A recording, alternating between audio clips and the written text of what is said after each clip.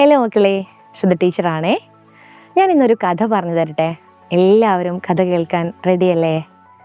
ഒരു വിത്ത് മണ്ണിൻ്റെ അടിയിൽ ഇങ്ങനെ നിൽക്കുകയാണേ. അപ്പോൾ ആ വിത്ത് ആഗ്രഹിക്കുകയാണ് അതിന് വലിയ മരം ആവണമെന്ന്.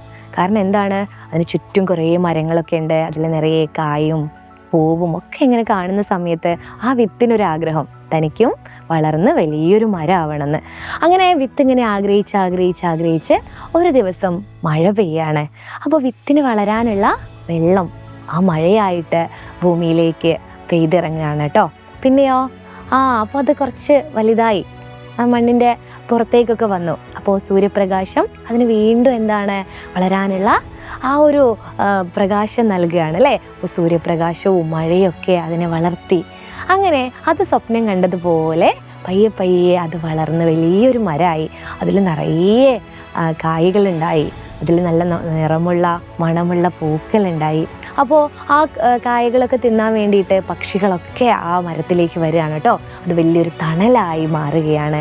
അങ്ങനെ ആ വിത്ത് കണ്ട ആ ഒരു കുഞ്ഞു സ്വപ്നമാണ് വലിയതായിട്ട് വലിയൊരു മരമായിട്ട് മറ്റുള്ളവർക്കൊരു തണലായി മാറിയത്.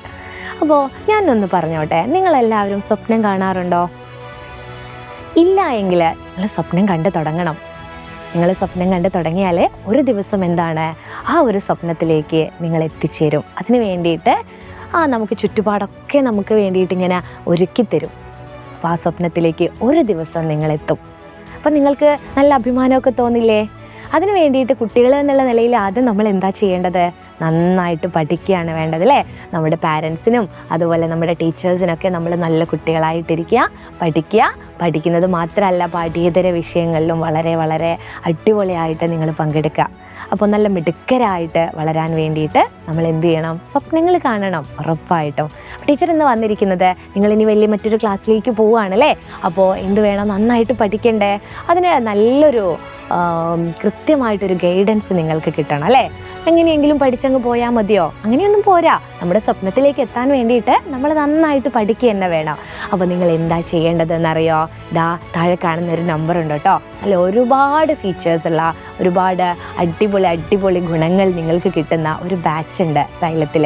അപ്പോൾ എല്ലാവരും താഴെ കാണുന്ന നമ്പറിൽ വിളിക്കുക, ഈ ഒരു ബാച്ചിലേക്ക് ജോയിൻ ചെയ്യുക. വിഷു ഒക്കെ കഴിഞ്ഞിട്ടാണ് നമുക്കിതിൻ്റെ ക്ലാസ്സൊക്കെ തുടങ്ങുക. അപ്പോഴേക്കും നിങ്ങൾ ഇതിൻ്റെ അഡ്മിഷനൊക്കെ എടുത്ത് അടിപൊളിയായിട്ട് ഇരിക്കുക. എന്നിട്ട് ക്ലാസ്സൊക്കെ തുടങ്ങുമ്പോൾ ഒരു ദിവസം കുറച്ച് സമയം ഇതിനു വേണ്ടി മാറ്റിവെക്കുക. അപ്പം നമ്മുടെ സ്വപ്നത്തിലേക്ക് എത്താനുള്ള ആദ്യ ചുവട് എന്നുള്ള നിലയിൽ ഈ ഒരു ട്യൂഷനെ ഈ ഒരു പഠനത്തെ നിങ്ങൾ കാണുക. സോ എല്ലാവരും നമ്മുടെ ബാച്ചിലേക്ക് വരാം. എല്ലാവരും അവിടെ വെയിറ്റിംഗ് ആണ്. ഡെയിലി ലൈവ് ക്ലാസ്സും റെക്കോർഡഡ് ക്ലാസ്സുകളുമായിട്ട് അടിപൊളി ബാച്ചാണ്. വളരെ കുറഞ്ഞ പൈസ മാത്രമേ ഉള്ളൂ കേട്ടോ. നമ്മൾ മറ്റു പലതിനും ചിലവാക്കുന്ന പൈസയിൽ കുറഞ്ഞ ഭാഗം മാത്രം ഇതിന് ചിലവാക്കുക. നമ്മുടെ സ്വപ്നത്തിലേക്കുള്ള ആദ്യ ചുവടാണ് എന്ന് ഓർക്കുക.